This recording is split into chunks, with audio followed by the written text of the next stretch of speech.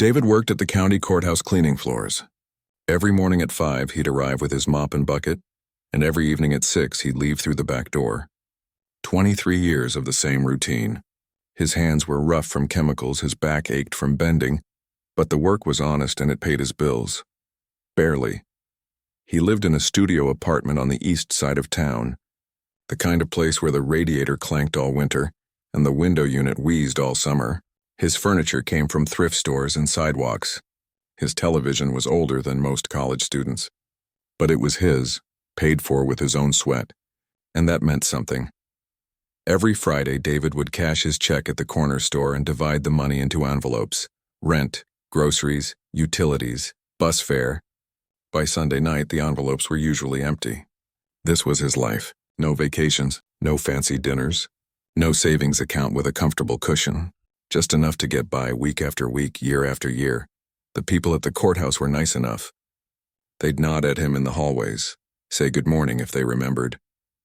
But mostly David was invisible, the kind of invisible that comes with pushing a mop for 2 decades. He didn't mind much. He'd learned long ago that some people look right through you when you're wearing a janitor's uniform. One Tuesday afternoon in March, David was mopping the hallway outside the county clerk's office when he heard people laughing. He glanced through the open door and saw a group of officials crowded around a computer screen. "Can you believe nobody wants this thing?" one of them said. "It's a dump," another replied. "Complete waste of land. We've been trying to sell it for 3 years." David kept mopping, but he listened. Turned out they were talking about an island. A small piece of land sitting right in the middle of Clearwater Lake, about 40 minutes from town. The county owned it, had owned it since some factory went bankrupt back in the 80s. Now they wanted it gone. "What's the minimum bid?" someone asked. $1, the clerk said, and everyone laughed again. "We just want it off the books. It costs us money every year in liability insurance." David finished mopping and moved on, but something about that conversation stuck with him. An island for $1. He thought about it on the bus ride home. He thought about it while heating up his dinner of canned soup and crackers. He thought about it while lying in bed that night, staring at the water stain on his ceiling that looked like a butterfly. The next morning, he stopped by the clerk's office before starting his shift. "That island you were talking about yesterday," he said to the woman behind the counter. "How would someone bid on it?" She looked up from her computer, surprised that the janitor was talking to her. "You mean the one in Clearwater Lake?" "Yes, ma'am." She pulled up something on her screen. "Well, the auction is online. Ends this Friday at noon. You need to register with an email address and a credit card." David didn't have a credit card. He'd never needed one, but he had a debit card that the bank gave him for his checking account. "Would a debit card work?" he asked. "Should be fine," she said. "But I have to tell you, that property is pretty rough. It's been abandoned for almost 40 years. There's old buildings falling apart, probably contaminated soil from the factory. The county inspectors won't even go out there anymore without hazmat suits." "How big is it?" "About 3 acres. But honestly, it would cost a fortune to clean up. That's why nobody wants it." David nodded slowly. "Thank you for the information." She gave him a curious look as he walked away. That evening, David went to the public library. He'd never owned a computer, never needed to learn much about the internet beyond the basics. But the librarian was patient, showing him how to create an email address and navigate to the county auction website. There it was. Lot 247, Clearwater Island, 3 acres. Minimum bid $1. Current bids $0. David read through the listing carefully. It warned potential buyers about the condition of the property. Buyer assumes all liability. Sold as is, no county services, no water, no electricity, no sewage. Accessible only by boat. He looked at the photos. Gray crumbling buildings covered in vines, rusted metal tanks lying on their sides, bare trees growing through broken concrete. It looked like the end of the world, but it was an island. 3 whole acres of land, and David had never owned anything bigger than a toaster. On Friday morning, 10 minutes before the auction closed, David placed his bid. $1. His heart pounded as he clicked the submit button. $1 represented 2 hours of his work. 2 hours of mopping floors and emptying trash cans. At noon, he got an email. "Congratulations, you are the winning bidder." David stared at the screen. He owned an island. When word got around the courthouse, the reaction was immediate. People who'd never said more than hello to David suddenly had plenty to say. "Did you hear what the janitor did?" they whispered in the break room. "Bought that toxic island for $1. What's he going to do with it? Live there? Probably thinks he can flip it for a profit. Poor guy doesn't realize it's worthless." His supervisor called him into the office. "David, I heard about your purchase. I need to make sure this isn't going to interfere with your work here." "No, sir. I do my work on weekends. Your work?" The supervisor raised his eyebrows. "What work could you possibly do out there?" "Just cleaning it up, sir." The supervisor shook his head. That's going to take more than weekends, David. That place is a disaster zone. "You know that, right?" "Yes, sir." Word spread beyond the courthouse. At the grocery store, the cashier who'd rung up his items for years suddenly felt the need to comment. "I heard you bought that island," she said, not quite meeting his eyes. "That's really something." Her tone said what her words didn't. "That's really stupid." His neighbor in the apartment building caught him in the hallway. "Hey, David, I heard you're some kind of real estate mogul now." The man laughed at his own joke. "What are you going to do, build a mansion out there?" "Just fixing it up," David said quietly. "Fixing it up? That place needs a bulldozer and a hazmat team. You know how much that costs?" David knew. He'd spent his evenings at the library researching. Tens of thousands of dollars. Maybe hundreds of thousands. Money he didn't have and would never have. His brother called him. They didn't talk often. Different lives, different worlds. His brother worked in sales, drove a nice car, had a house in the suburbs. "Mom told me what you did," his brother said. "David, what were you thinking? That island is a money pit. You're going to pour everything you have into it and end up with nothing." "Maybe," David said. "Maybe. There's no maybe about it. Look, I know life hasn't been easy for you, but this isn't the answer. You can't just buy an island and expect your problems to disappear." "I don't expect anything to disappear. I just wanted to own something," his brother sighed. "You're 50 years old, David. You should be thinking about retirement, not some fantasy project. Sell it back to the county while you can." But David couldn't sell it back. The county had made it clear. All sales were final. No refunds. No returns. The island was his now, for better or worse. The first Saturday after the sale went through, David took the bus to the marina. He'd called ahead and arranged for a boat rental. The owner, a weathered man with white hair and sun-damaged skin, looked him up and down. "You're the one who bought the island," he said. It wasn't a question. "Yes, sir." "You know there's no dock out there anymore, right? Rotted away years ago. I'll have to drop you at the shore." "That's fine." The boat ride took 20 minutes. As they got closer, David could see the island more clearly than in the photos. It was worse than he'd imagined. The main building, what used to be the factory, was a hollow shell. The roof had collapsed in places. Windows were broken or missing entirely. Smaller structures dotted the landscape, all in various states of decay. The boat owner pulled as close to shore as he dared. David hopped into the shallow water, his old work boots sinking into the muddy bottom. His backpack, stuffed with work gloves, trash bags, and a sandwich, stayed dry on his shoulders. "What time should I pick you up?" The boat owner called. 5 o'clock? You're going to stay out here for 8 hours? "Yes, sir." The man shook his head but agreed. The boat motor roared to life, and David watched it disappear across the gray water. Then he turned to face his island. The silence was complete.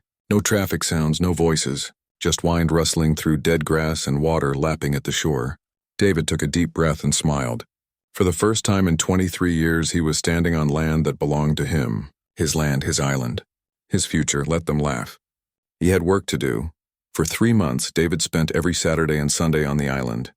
He'd catch the early ferry, work until his muscles screamed, then catch the last ferry back. Monday through Friday, he mopped floors at the courthouse. Weekends, he cleared his island. The work was brutal. Years of neglect had turned the place into a jungle of rust and ruin. David started with the small stuff. Picking up trash. Broken glass. Twisted metal scraps. Old tires that had washed ashore. He filled garbage bag after garbage bag, stacking them by the shore for the waste management boat that came once a month. People at work asked how it was going. Their voices carried that same tone.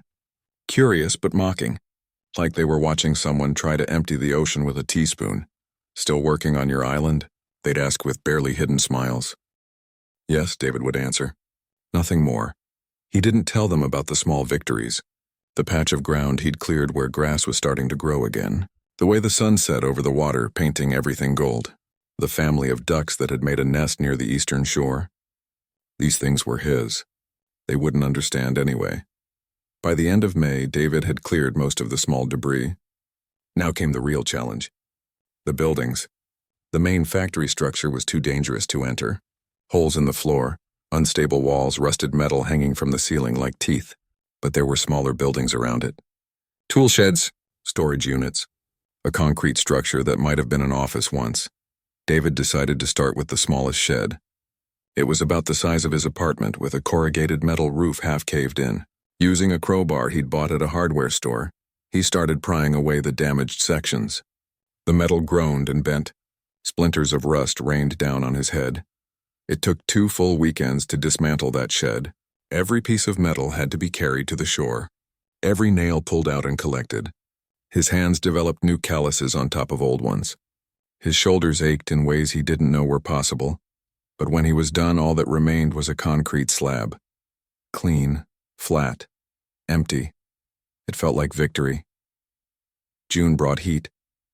The island baked under the sun. David brought extra water bottles, wore a wide-brimmed hat he'd found at a thrift store. The work continued. Another shed demolished, a pile of old barrels hauled away, a section of chain-link fence cut down and rolled up. He was working on the 3rd storage building when he noticed something odd. This one had a concrete floor like the others. But when he walked across it, his footsteps sounded different in one corner. Hollow. David knelt down and knocked on the concrete. Definitely hollow underneath. He searched the edges of the suspicious section and found hairline cracks forming a rough rectangle, 4 feet by 6 feet. Someone had patched this, tried to make it look like solid concrete. But 40 years of weather had revealed the seams. His heart started beating faster. He went to his backpack and pulled out his tools. The crowbar, a hammer, a chisel he'd bought last week. It took an hour to break through. The concrete was thick, reinforced. But it wasn't meant to last forever. Finally, a chunk broke free. Then another. David peered into the darkness below, a room. There was a room under there. He widened the hole until it was big enough to climb through. Using his phone flashlight, he illuminated a metal ladder attached to the wall. The rungs were old but looked solid. David tested the first one with his weight. It held. He climbed down into darkness. The room was small, maybe 10 feet by 12 feet, and it was sealed. No windows. No other entrance. The air was stale but not foul. David's flashlight beam swept across the space. Metal shelves lined 2 walls. On those shelves sat plastic bins, the kind with tight locking lids that kept moisture out. David counted them. 12 bins total.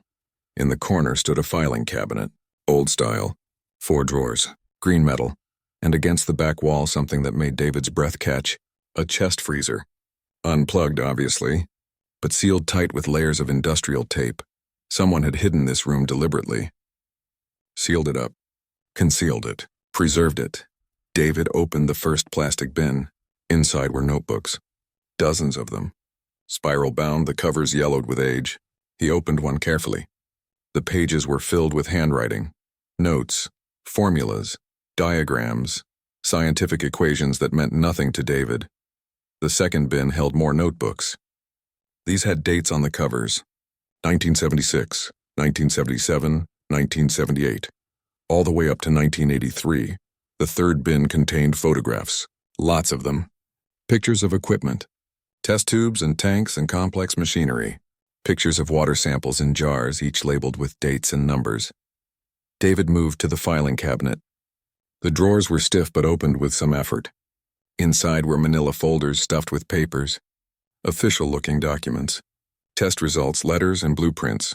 Large sheets of technical drawings showing systems and processes David couldn't begin to understand. One folder was labeled Patent Application.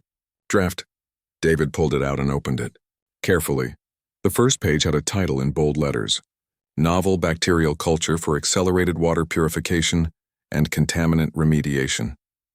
Below that, a name. Dr. Raymond Wright. Principal Investigator. David sat down on the concrete floor and started reading. The language was technical, but the basic idea came through. Dr. Wright had discovered something. A type of bacteria that could clean dirty water. Not just a little clean, really clean and fast, faster and cheaper than anything else available. The documents explained how it worked. This bacteria ate pollutants, broke them down into harmless compounds. It could handle industrial chemicals, heavy metals, biological waste, all of it. And it reproduced quickly, meaning you didn't need much to start with. David kept reading. The next folder contained letters. Correspondence between Dr. Wright and various companies. Big corporations with names David recognized. Chemical companies. Water treatment companies. Engineering firms. The letters started friendly. Interested. Could we discuss licensing? Would you be open to partnership? Then they changed tone. We have concerns about your methodology. Our experts question your results. Perhaps you should reconsider publication. The final letters were harsh. Legal threats, cease and desist orders, claims that Dr. Wright's work violated existing patents, that his research was flawed, dangerous even. One letter from a company called Aquatech Industries was particularly cold. Your technology, if released, would destabilize the water treatment market and cause significant economic damage. We strongly advise you to abandon this line of research. There was a handwritten note clipped to that letter. Dr. Wright's handwriting. It said simply, "They want to bury this. I won't let them." David found Dr. Wright's personal journal in another folder, leather-bound, pages thick with ink. The entries told a story that made David's chest tight.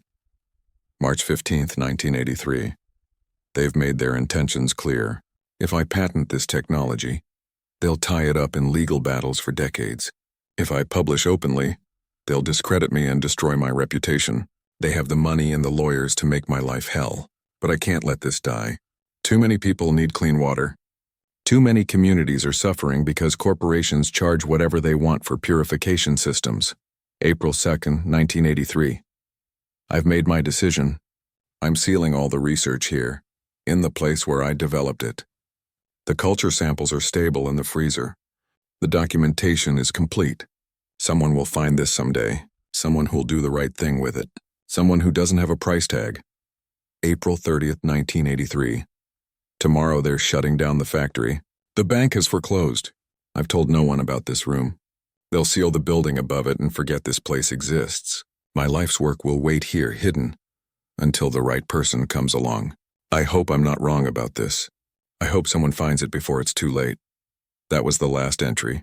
David sat in the darkness for a long time. His phone flashlight was getting dim. He should go back up. But he couldn't move yet. His mind was racing. He thought about Dr. Wright, a scientist who'd discovered something amazing, something that could help people. But instead of getting rich and famous, he'd hidden it all away. Buried it, literally, because he knew what would happen if the wrong people got hold of it.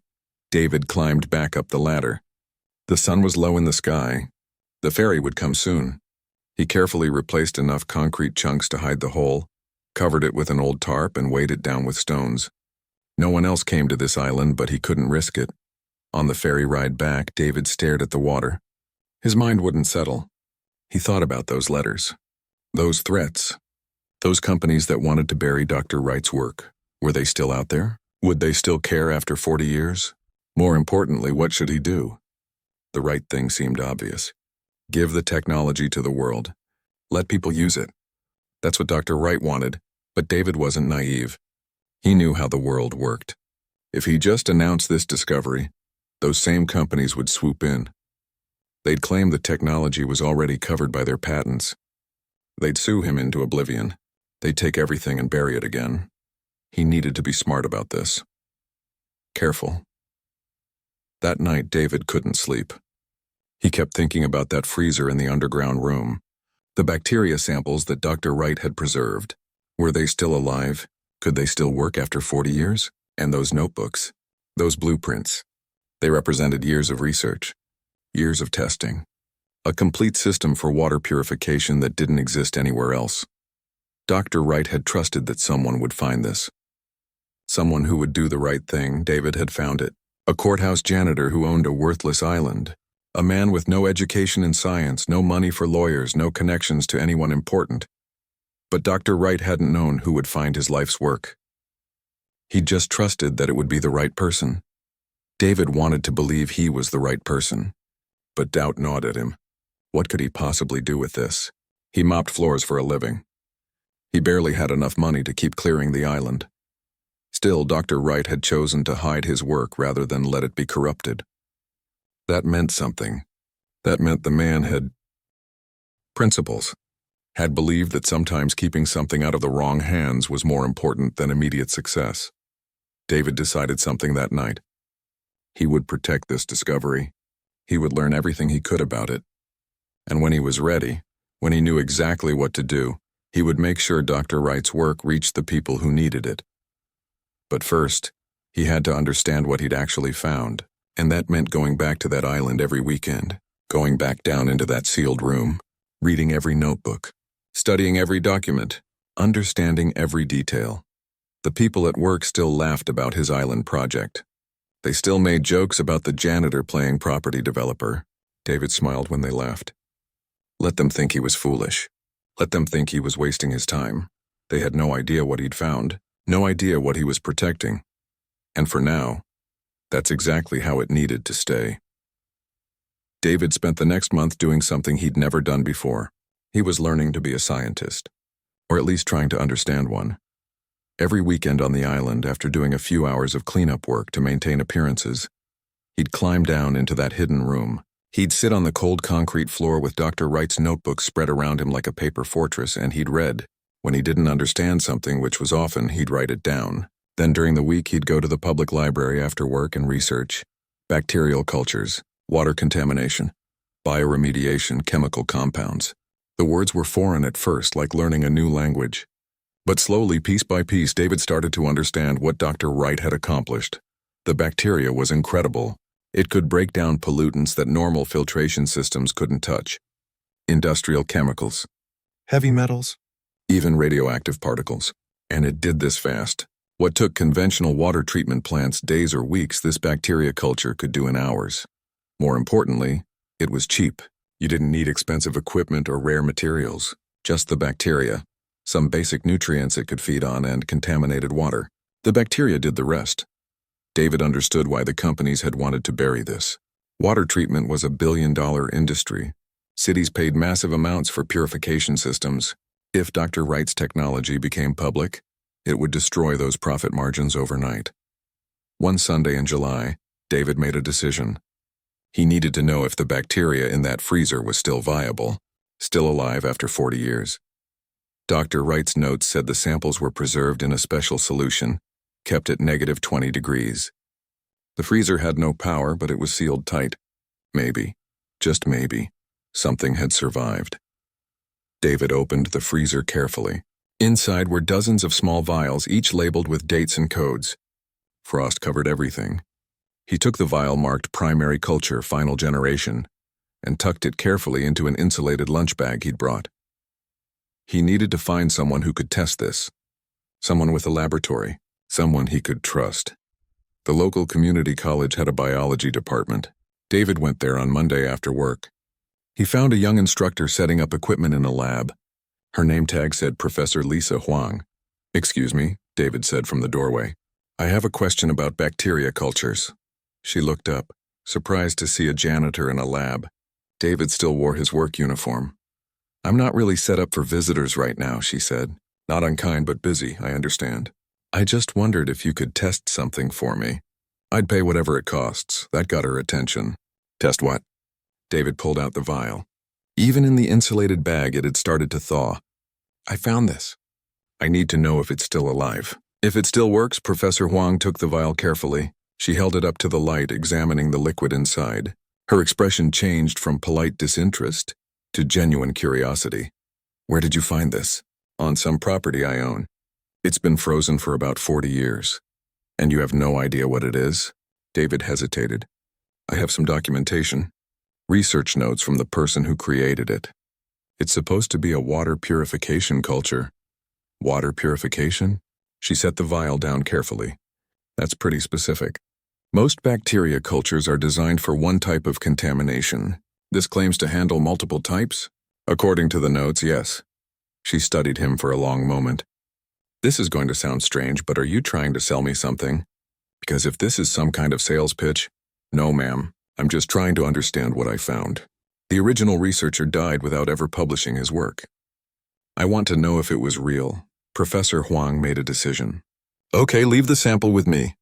Come back in 2 weeks. I'll run some tests. But I'm not promising anything. If this has been frozen without power for 40 years, it's probably dead. David left the vial and walked away. He felt lighter somehow. Like he'd shared the burden with someone else, even just a little bit. 2 weeks later, he returned to the lab. Professor Huang was waiting for him. She looked excited and confused at the same time. I have no idea where you got this, she said, but it's extraordinary. The culture is alive, very much alive, and I've never seen anything like it. She showed him results David barely understood, charts and graphs and numbers, but the basic message was clear. Dr. Wright's bacteria worked. Even after 40 years, it worked. I tested it on contaminated water samples, Professor Huang explained. Samples with heavy metals, industrial chemicals, even some agricultural runoff. The bacterial culture reduced contamination by over 90% in less than 12 hours. That's unheard of. Is that good? David asked. Good? It's revolutionary. Where did you say you found this? David didn't answer that. Instead, he asked, what would something like this be worth? Professor Huang laughed. Worth? I couldn't even begin to estimate. If this could be scaled up, made commercially available, it would transform water treatment worldwide. We're talking about billions of dollars in value. Billions. The word hit David like a physical blow. Could you help me patent it? He asked. Her smile faded. That's complicated. Biotech patents are expensive. You need lawyers who specialize in this field. You need to prove originality, show that it doesn't infringe on existing patents. You need years and tens of thousands of dollars minimum. What if I don't patent it? What if I just tell people about it? Then anyone could steal it. Big companies would claim they developed it first. They'd patent minor variations and lock you out. You'd get nothing. David thanked her and left. His head was spinning. That night, lying in his small apartment, David faced the reality of his situation. He had something valuable, maybe priceless, but he couldn't protect it. Couldn't afford to patent it. Couldn't afford lawyers if someone tried to steal it. And then there was the other issue. The issue that kept him awake at night. His landlord had raised the rent, $200 more per month. David had tried to negotiate, but the landlord was firm. Pay up or move out. And moving meant security deposits and first month's rent somewhere else. Money David didn't have. His car had broken down. The mechanic said it needed a new transmission. $1,500. David had been taking the bus for 3 weeks, and then his brother called. David, I need your help. His brother never asked for help, ever. David's stomach dropped. What's wrong? It's bad. I didn't want to worry you, but I'm out of options. I need surgery. The doctors found something, cancer. They caught it early, but my insurance won't cover all of it. I'm looking at $30,000 out of pocket. David couldn't breathe. $30,000? I know. I've applied for medical loans, but they're not enough. I'm calling everyone I know. I just need $5,000, maybe 10. Anything you could spare. Anything David could spare. He had $800 in his checking account. I'll figure something out, David heard himself say. After the call ended, David sat in silence. His brother needed help, real help. The kind of help that $30,000 could provide. Or $50,000. Or $100,000. And David had something worth billions, sitting in a hidden room on an island. The next day he made a call he'd been avoiding, to a patent lawyer whose number Professor Huang had given him. I have a biotechnology discovery, David explained. Bacterial culture for water purification. I need to know my options. The lawyer was professional, efficient, and expensive. A patent application would cost $40,000 minimum, more if there were complications. The process could take years, and even with a patent, defending it against corporate challenges would cost hundreds of thousands more. However, the lawyer continued, if the technology is as valuable as you say, you might consider selling it outright. There are companies that buy biotech patents. They'd pay up front, handle all the legal work. You'd get a percentage of future profits. What kind of upfront payment? For something genuinely revolutionary? $2 million. Maybe $5 million. Depends on the potential applications. $5 million. David could barely comprehend the number. His brother's medical bills would be nothing. He could retire. Buy a real house. Never mop another floor. Can you connect me with these companies? David asked. Within a week, David was talking to 3 different corporations. They all wanted to see the research. Verify the claims. One company, Techwater Solutions, sent a team to meet with him. They came in expensive suits and looked at David like he was something they'd scraped off their shoes. But when they saw the research, when they tested the bacteria culture, their attitudes changed. "This is legitimate," the lead scientist told his colleagues. "This is very legitimate," they made an offer. $3 million up front, plus 2% of any future profits from technologies derived from the research. All David had to do was sign over the rights. $3 million. David took the contract home. He read it carefully. The language was complex, but the meaning was clear. He would get paid. They would own everything. They could do whatever they wanted with Dr. Wright's discovery. That night, David went back to the island, down into the hidden room. He sat there with Dr. Wright's journal open on his lap, reading by flashlight. One entry stood out. "I've realized something today. Money is easy to find. There's always someone with money willing to buy something valuable. But principle is rare. Doing the right thing when it costs you everything. That's rare. I could sell this research tomorrow. Retire wealthy. But these corporations don't want to help people. They want to control water treatment, maximize profits, keep prices high. If I sell to them, I'm betraying everyone who needs clean water but can't afford it. Some things are more important than being rich." David closed the journal. He thought about his brother, sick, needing surgery. $30,000 might as well be $30 million for someone in David's situation. He thought about his apartment, the raised rent, the broken car, the decades of just barely getting by. $3 million would solve everything, every problem, every worry, every sleepless night about money. But Dr. Wright had hidden this research specifically to keep it away from corporations. He'd died in obscurity rather than sell out. He'd trusted that whoever found his work would understand, would do the right thing. David read more of the journal. Dr. Wright wrote about communities he'd seen, places where contaminated water caused disease, where children died because clean water was too expensive, where corporations charged massive amounts because they could, because they controlled the technology, because no one could challenge them. One day, Dr. Wright had written, "Someone will find this. I have to believe that. And I have to believe there'll be someone who understands that some discoveries belong to humanity, not to the highest bidder." David sat in that underground room until his flashlight started to dim. He thought about what kind of man he wanted to be, what kind of decision he could live with. The choice should have been easy. Take the money, save his brother, change his life, but if he did that, he'd be betraying Dr. Wright, betraying everyone who needed this technology but would never get it because some corporation decided to sit on it or price it out of reach. David climbed out of the room. The stars were bright overhead. The lake was calm. Somewhere out there were communities that needed clean water, communities that were suffering while corporations hoarded solutions. He knew what he had to do. He'd known all along, really, from the moment he read Dr. Wright's journal. But knowing the right thing didn't make it easy. And it didn't make the consequences any less terrifying. David had to choose between helping his brother and helping thousands of strangers. Between financial security and moral principle. Between the life he could have and the man he wanted to be. It was the hardest decision he'd ever faced. And it was about to get even harder. David sat in the courthouse break room on Monday morning staring at his phone. The contract from Techwater Solutions was in his email. All he had to do was sign electronically. $3 million would be in his account within a week. His finger hovered over the screen. "You okay?" One of the secretaries had stopped by his table. Karen. She'd worked there almost as long as he had. "Just thinking," David said. "About that island of yours? Still working on it?" "Something like that." She smiled kindly. "You know, most people thought you were crazy for buying that place. But I think it's nice. Having a project. Having something that's yours." After she left, David put his phone away. He couldn't sign that contract. Not today. Maybe not ever. Instead, he spent his lunch break at the library.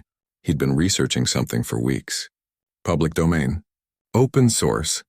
Creative Commons. Different ways to share information without giving someone ownership of it. What if he didn't patent Dr. Wright's discovery? What if he just gave it away? The idea seemed insane, giving away something worth millions. But the more David thought about it, the more it made sense. If he filed for a patent in the public domain, no corporation could claim ownership. The technology would belong to everyone. To humanity, anyone could use it, build it, improve it, share it. Exactly what Dr. Wright had wanted, but David needed help. He couldn't do this alone. He wasn't a scientist, wasn't a lawyer, wasn't anyone important. He called Professor Huang again. "I've made a decision about the bacteria culture," he told her. "I want to make it public, free for anyone to use." There was a long silence on the other end. "Are you sure? Do you understand what you're giving up?" "Yes, David, I have to ask." Why would you do this?" He thought about how to explain. "Because the man who discovered this gave up everything to keep it from being exploited. I found his research, his life's work. I think I owe it to him to do what he couldn't." Another pause. Then Professor Huang said something David didn't expect. "I'll help you. We can publish the research through the college. Make it open access. I can connect you with environmental groups, humanitarian organizations, people who can help spread this technology to communities that need it." Really, what you're doing is remarkable. It's rare. Let me be part of it." That phone call changed everything. Over the next month, David and Professor Huang worked together. She helped him understand the technical aspects. He shared all of Dr. Wright's research. Together, they prepared a comprehensive paper detailing the bacteria culture, how it worked, and how to produce it cheaply. They filed patent applications in the public domain.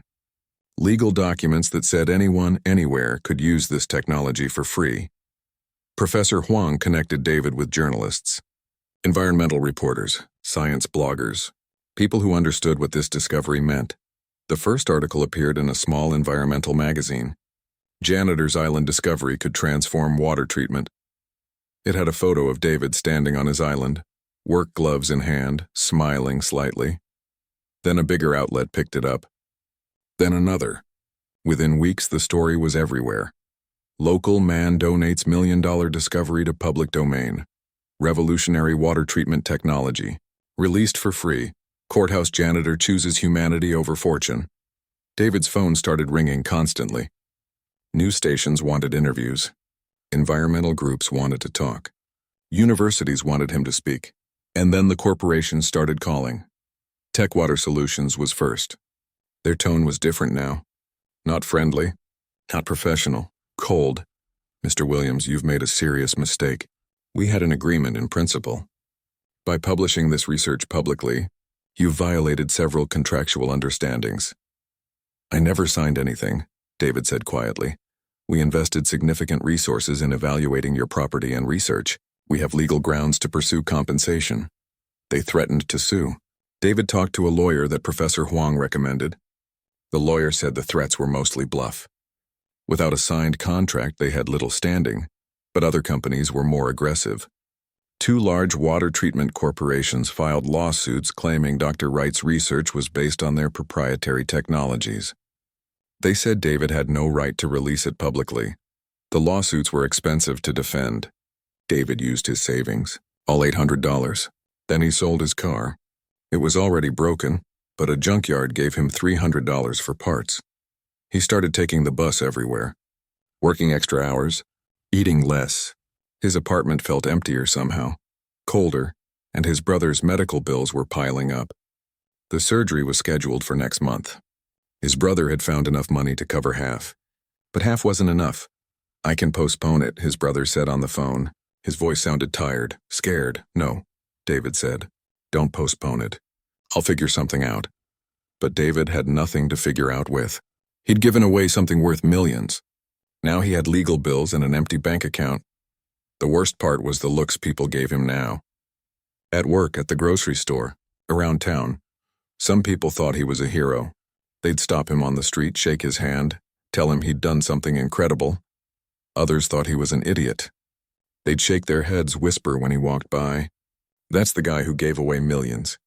What kind of fool does that?" His supervisor at the courthouse called him in for a meeting. "David, I've been hearing things about lawsuits, about money problems. Is everything okay?"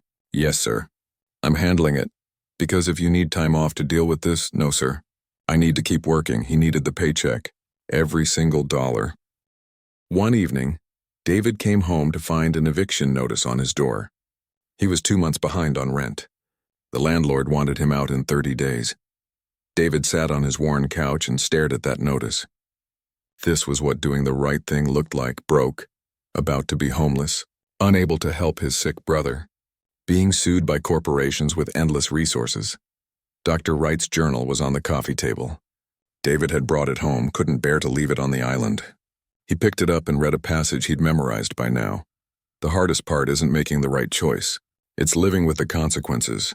Principle has a price. Some days I wonder if I'm strong enough to pay it. David understood now, really understood, but something strange started happening. The story of what David had done began spreading further.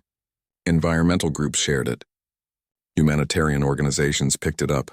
International news outlets covered it. Man sacrifices fortune to provide clean water solution to world. Donations started coming in. Small amounts at first. $20, $50. People who believed in what David had done, who wanted to support him.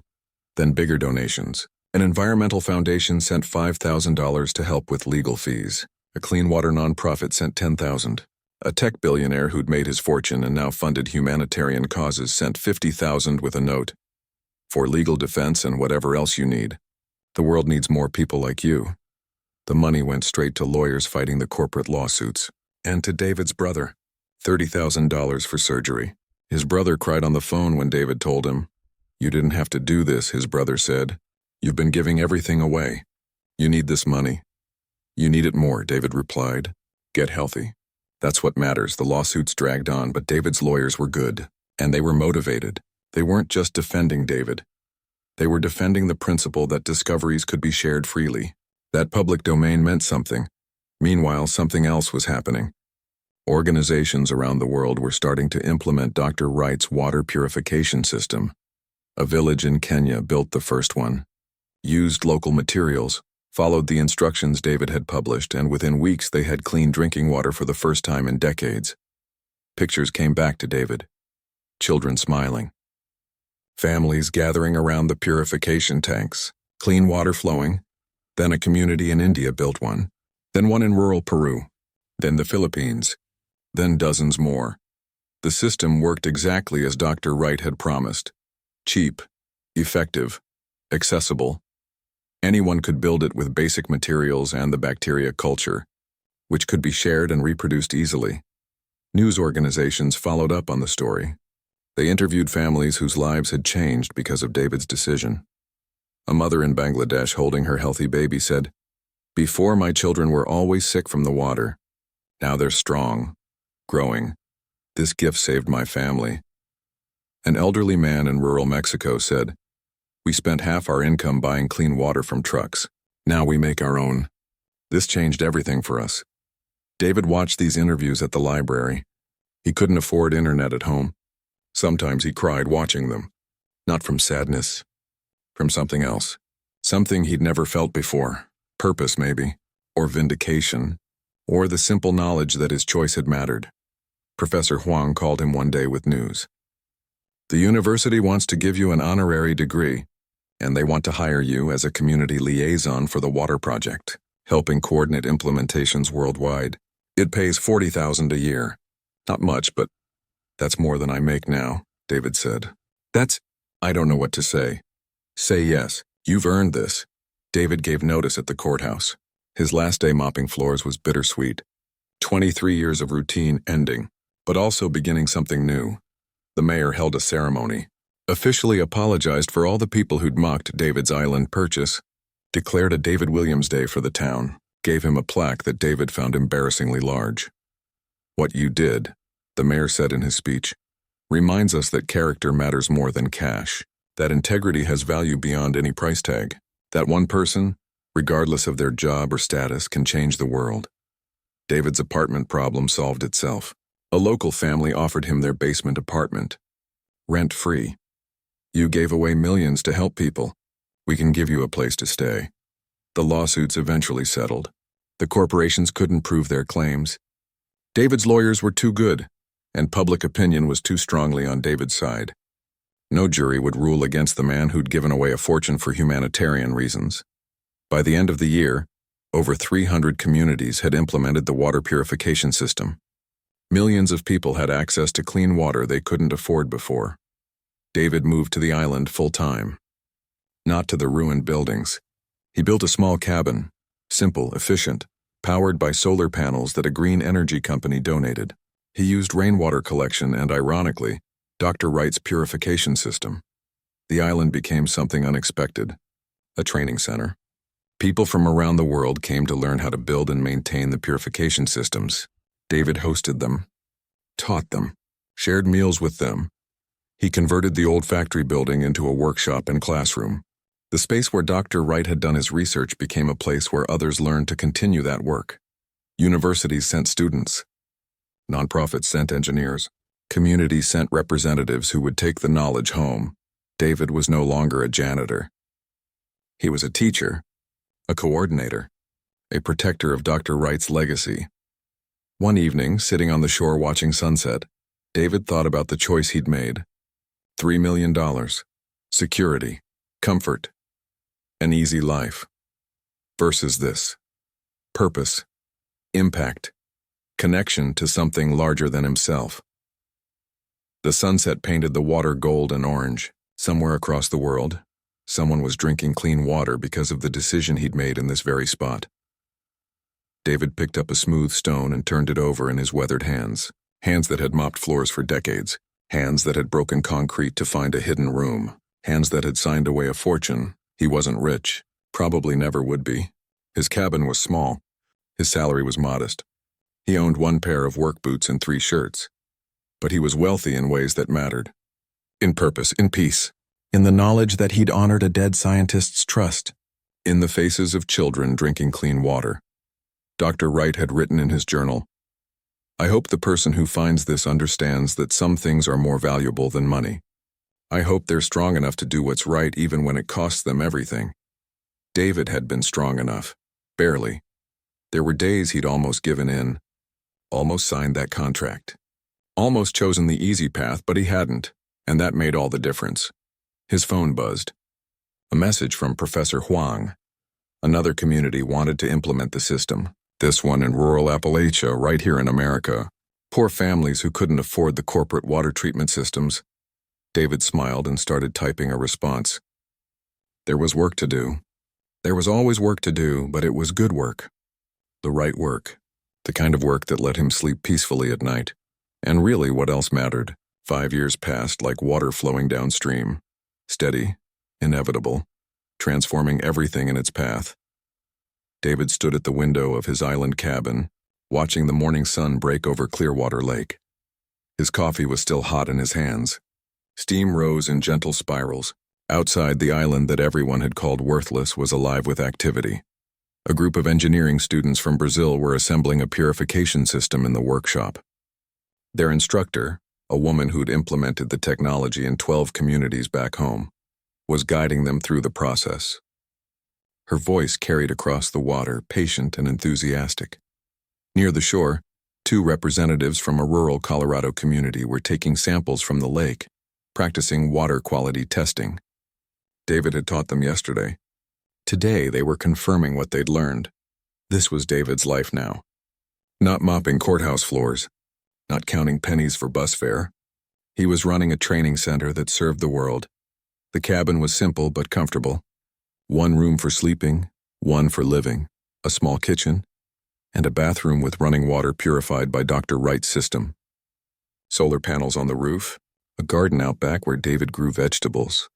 Everything he needed and nothing he didn't. His salary from the university was enough. $40,000 a year. By most standards, not much.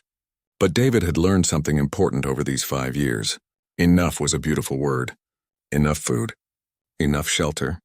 Enough purpose. He didn't need more. The nonprofit foundation he'd established, the Wright Foundation, coordinated implementations worldwide. David was the founder, but not the leader. He'd hired people smarter than him for that. His job was simpler. Preserve the mission. Teach the technology. Keep Dr. Wright's vision alive. The numbers were staggering when David let himself think about them. Over 300 communities in 40 countries had implemented the purification system. Conservative estimates said 5 million people now had access to clean water who couldn't afford it before. 5 million lives touched by a decision David had made in an underground room. By choosing principle over profit, by trusting that doing right mattered more than being rich, reporters still called sometimes.